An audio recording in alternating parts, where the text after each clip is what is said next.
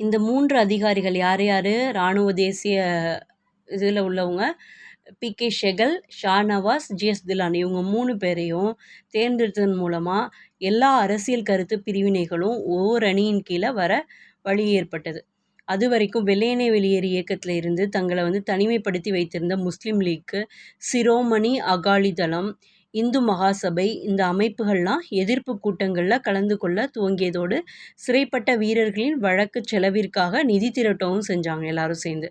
விசாரணை நீதிமன்றம் ஷெகல், தில்லான், ஷா நவாஸ் கான் அவங்கள குற்றத்தை உறுதிப்படுத்தினாலும் கூட முப்படைகளின் தளபதி அவங்களோட தண்டனையை குறைத்ததோடு 1946 ஜனவரி 6 அவர்களை விடுதலை செஞ்சாங்க. ஓகேவா?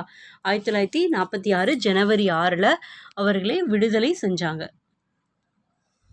இந்திய தேசிய இராணுவத்தோட விசாரணை பிப்ரவரி 1946 இந்திய தேசிய இயக்கத்தை மற்றும் ஒரு முக்கியமான நிகழ்வுக்கு எடுத்துச் செல்ல மேடை அமைத்தது. அதன்படி ராயல் இந்திய கடற்படை RIN மாலுமிகள் கழக கொடியை தூக்குனாங்க.